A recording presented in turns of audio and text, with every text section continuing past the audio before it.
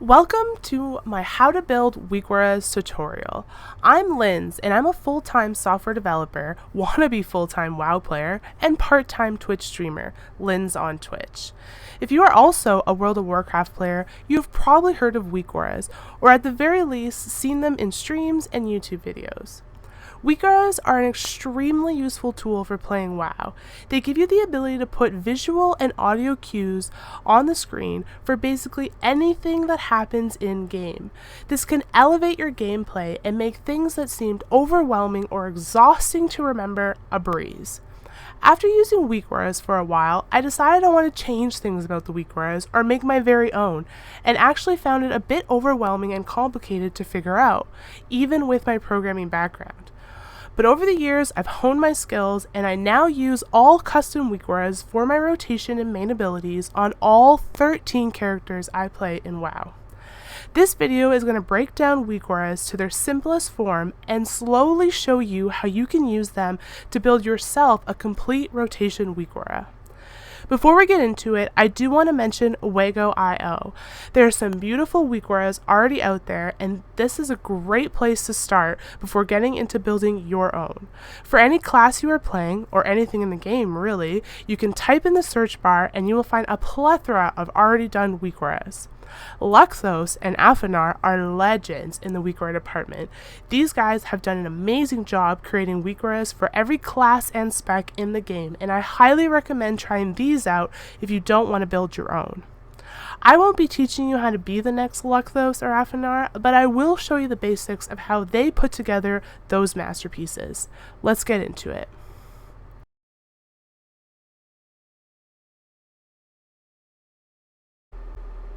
Okay, first up, we are going to build a buff WeakWhereas.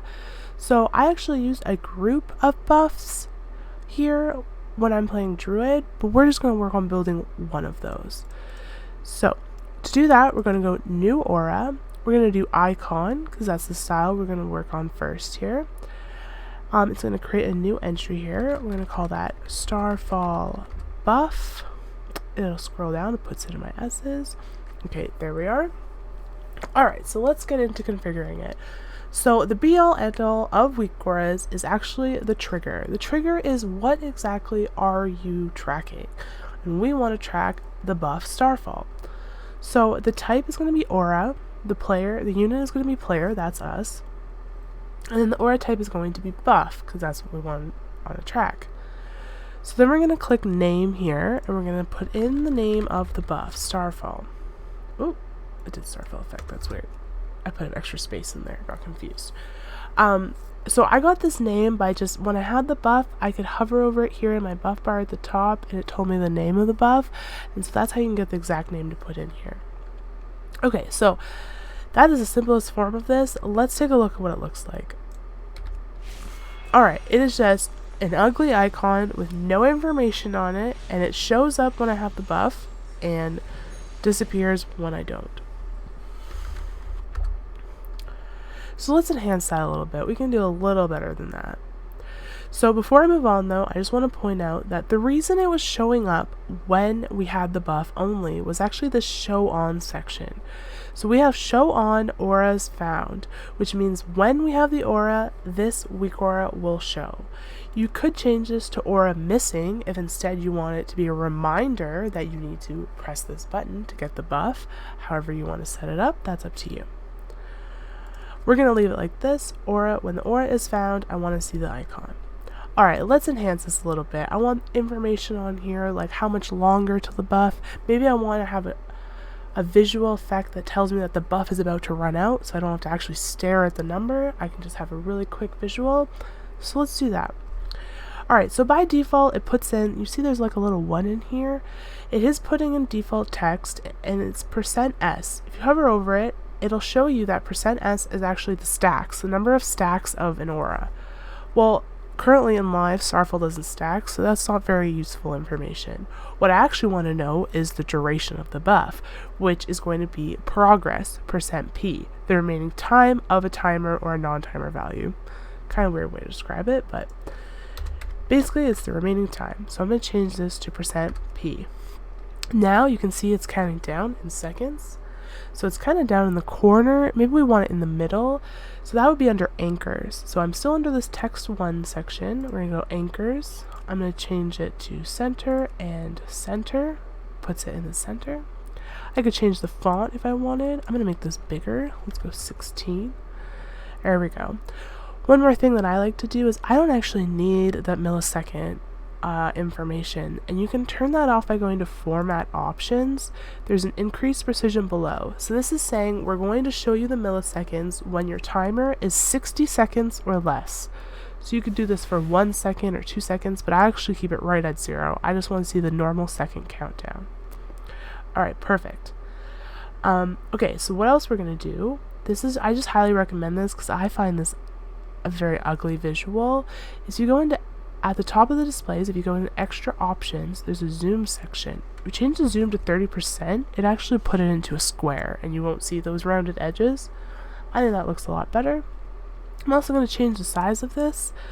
Let's go 45 and 35, so it's actually a nice rectangle. I just like the aesthetic of that a little bit better. You can obviously do whatever size you'd like. Okay, and then I had mentioned that I want some kind of visual to tell me when the buff is about to expire. I'm actually going to go one step ahead, and I'm going to make it really obvious when I have the buff. I'm going to make this glow so I won't miss it. And then I want it to be a red glow when it's about to fall off. So you can't actually change the color of a glow, like based on a trigger, but what we can do is add another glow and have this one come in at a certain point. So I'm going to create the visuals of this. I'm going to just turn it on so I can look at it. I'm going to use custom color and I'm going to go red so I know it's about to fall off. There we go, looks good. And then we're actually going to uncheck this show glow because we don't want the default state of this weak aura to have the red glow. We're going to only use the red glow under a condition. Okay, so now that we have that built, we're going to go to condition.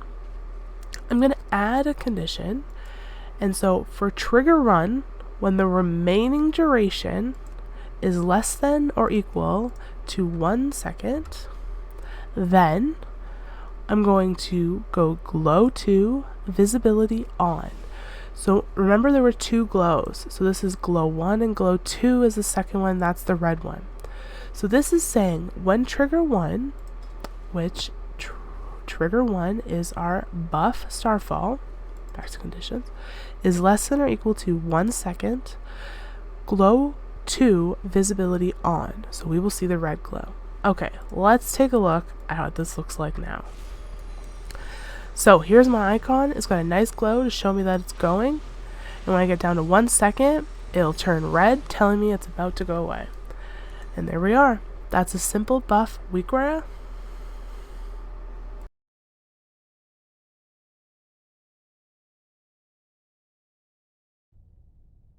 Okay, next we're going to do abilities. We're actually going to do 2 different abilities. I want to show you 2 different abilities. We're going to do Healing Rain and Riptide. And the reason why I want to show you 2 quickly here is because there are 2 different types of abilities that you're going to want to track. The first being just a normal cooldown ability. So Healing Rain, 10-second cooldown. We just want to know when it's off cooldown and when it's on cooldown. Riptide, however, Riptide is an ability that has charges to it, and so we actually want to see the charges and information there. And when this is no longer available, we want it to gray out, but that would be based on the charges, not the cooldown, whereas the Healing Rain will be based on the cooldown. Okay, so let's get into it. So if we go new aura icon, there's our icon. We're going to name this Healing Rain. Oh, there we go. We're going to go trigger. So instead of aura, we're going to do a spell. We're going to do the cooldown, charges, and count of that spell. Healing Rain. So you can type this in, or you can click out, and then open up your spell book, find that ability, and actually just drag it right in. Healing Rain. So this in, if I close weak aura and I open it again, I think that'll update right away. Weird bug that happens sometimes. Okay, so before we leave the trigger page, we are going to go down to the show section, and we actually want to see this always because we're going to kind of have like a little setup in front of our screen with all of our abilities, and we'll just want them to be there all the time. Okay, so before we do anything to display it, let's see what this looks like. So if I cast the ability, it's just always there. It's just a picture of the icon, and it's not actually showing me that it's on cooldown or anything about the ability. So we want to do a little bit to fix that up. So if we go to display, I'm just going to walk you through what I like to do here. So in extra options, if you go to zoom 30%, you can take away the rounded edges, the kind of like ugly border that it comes with. We're going to go to zoom. I like to put this at 45 and 35 just to make myself a little rectangle there.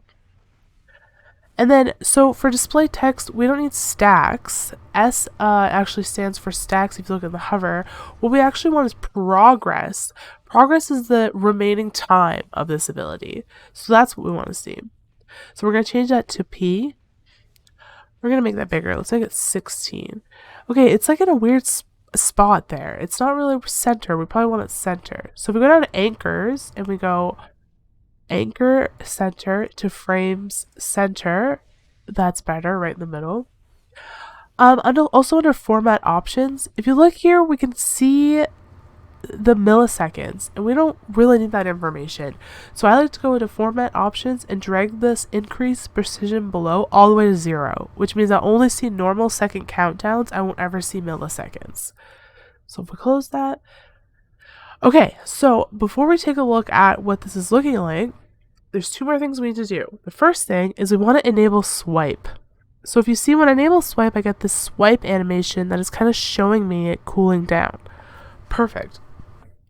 And the last thing we want to do is we want this ability to go gray or dark or not be fully colored when it's not available. So it tells our brain that we can't press this button. So to do that, we're going to go to conditions. We're going to add a condition. We're going to go trigger 1, which is our healing rain ability. And we're going to say on cooldown true. So if trigger 1 is on cooldown, then desaturate on, which means when this ability is not available for me to press, it'll be gray on the weak aura. Perfect. Okay, let's take a look at this now.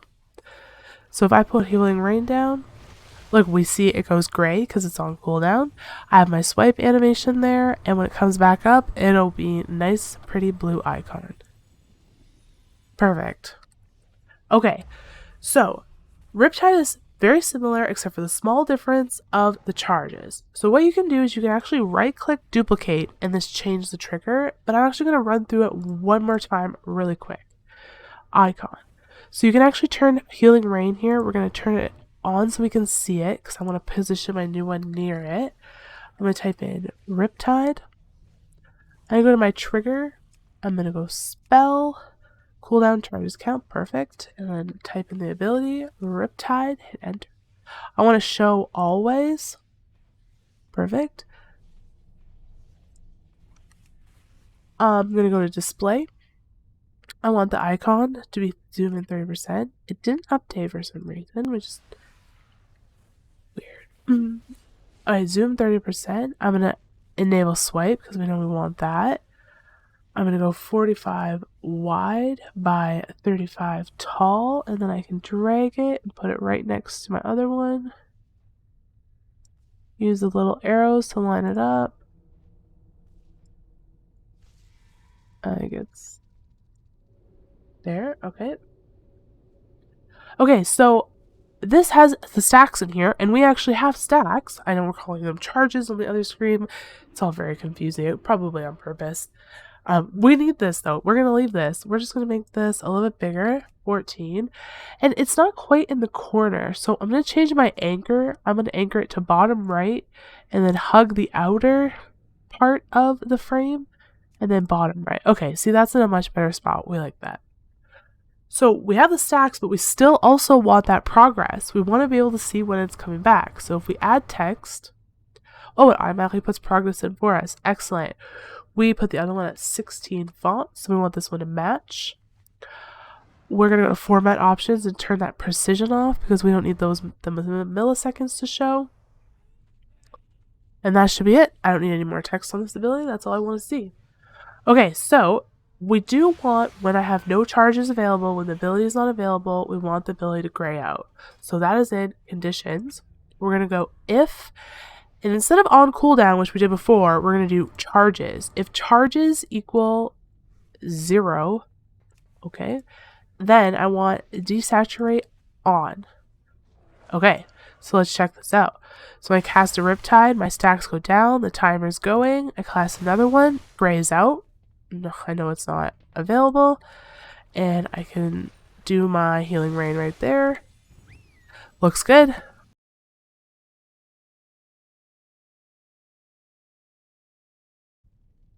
Okay, next we're going to take a look at progress bars. So there's a couple things you can do with progress bars. The first being you can use it to track resources, something like health or your energy, mana, astral power, maelstrom, all kinds of things like that. And the second is you can use it to track abilities. So here, I'll show you the first. If I walk up to this is tracking my energy on my Druidman Hunter. And if I Bell Rush, my momentum buff is tracked down here on this bar. So see, I have it glowing when my buff's about to come off. So I actually think I want this inverse. I don't know why I have it like that. It's kind of weird. But those are the two things. So let's walk through how to do them. So the first one is what we're going to do is going to be the resources. So let's go new aura progress bar. Let's call this player health. Perfect. So we're going to go to the trigger. Instead of an aura, this is going to be player or unit info, and then it defaults right to player health. Okay, excellent. So now if I look at it, it has my total health and my name. Well, my name isn't super useful. So if I go to display, so the first text it's showing is the total health, and you see that is aligned to the left. Maybe we want to align that to the right instead. And the second one is N, which is just pulling N from the character name, but sometimes, depending on what the trigger is, this will just pull right from the weak aura name. So not common that you want to use N. What we actually want to use is percent health. And I can get that from, if I hover over here, you can see here 1% health. So 1 is the trigger. We only have one trigger, so I don't need to put that in. But you can always look at the trigger page to see trigger 1. Okay, so this is going to be triggers 1% health. Since I only have the 1 though, I just need to do percent health and hit enter. I'm going to move this over to the left so we can see it. There we go, 100. Okay, I actually want the percent there so I know it's percent. And you can just put anything else you want here. Test. Percent. Perfect. Okay, so red's not a good color for this. Let's go up here and change this to a green. I like to use the clean bar. You can use anything in this drop down for the aesthetic of it. Okay, so now we have our basic health bar. Let's say we want to take it one step further and we want to make the health bar go yellow when I get below half and red when I get really low. So let's do that in conditions. So if I add a condition where trigger 1, which was my health, and I say health percentage is less than or equal to 50, then I want my bar color to go yellow. And then I can do that again with health percentage is less than or equal to 20, then bar color is going to go, that's kind of pinky red. I like it though. We'll go more red. There we go. Okay, so here's my health bar up here. Let's see if I fly up and I fall. Big fall. Ooh. Okay, so see how that, that's way too much information in my percent section. It did go yellow though. We did see it go yellow. Let's go back to display and go back to percent health. If you go to format options, oh, I did have that open. And you go, let's go number, and then I can change the precision here. And then you can round down, which makes the most sense for tracking health. Okay, so let's look at it now. Okay, it says 5863. That's the kind of information I want. So let's fall again. I just want to see if I can get it low enough to see the red. There we go. And it goes red when I get really low. So that's perfect. Okay, so let's do the other thing you can do with progress bars, and that was track abilities. So let's grab another progress bar. Let's call this one momentum, since that's a popular thing to want to track. Let's turn on our player health here so we can put our momentum bar, line it up. I'm going to put a little space in there. Okay, so for trigger, we're going to go to aura, since we're tracking the buff. You could also track a spell cooldown if you wanted, but I think it makes more sense for the buff. Alright, so momentum. So let's see what this looks like without anything. It pulls the name right from the title of my weak aura and has the countdown there.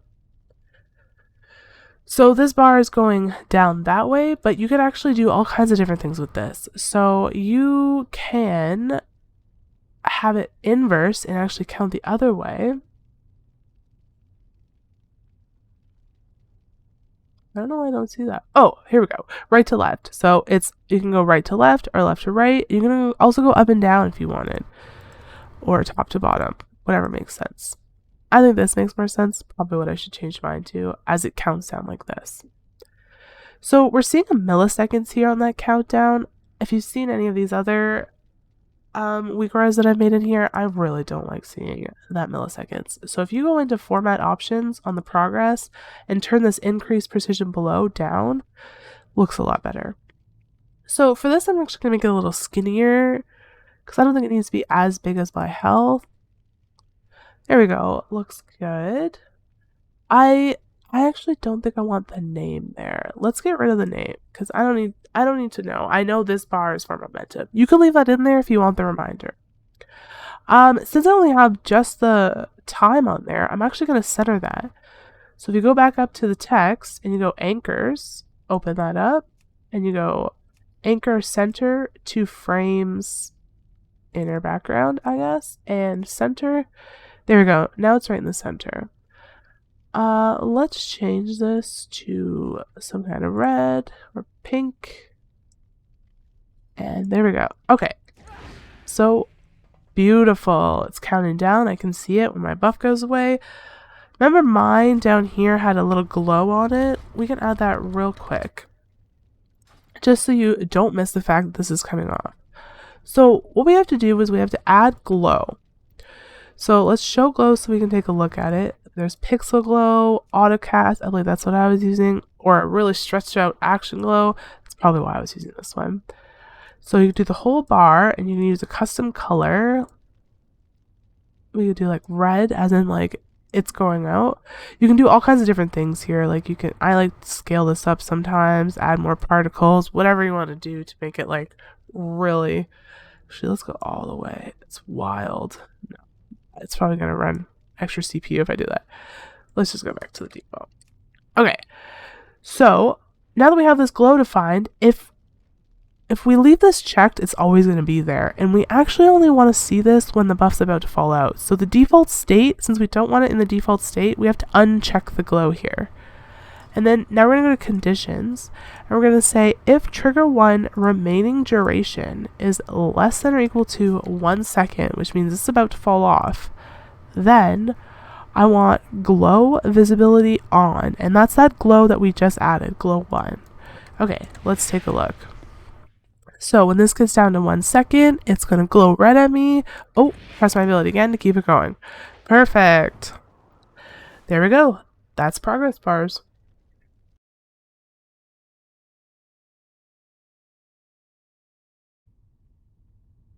Okay, so the last part of this week aura tutorial, what is going to bring everything we learned so far together to be something super organized and beautiful to look at, is groups. Weak auras recently had the ability to have groups inside of groups, and it's awesome. I have never had such an organized setup. Oh, I'm actually going to put this right there.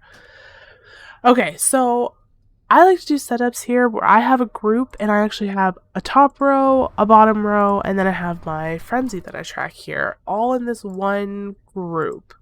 So I basically can export this out and have all my weak auras together. I can do one for each character. Some of them are a little bit different. Some of them are 6 rows and 3 rows, or however I want it to look, with depending on how important abilities are. I want them in a certain spot.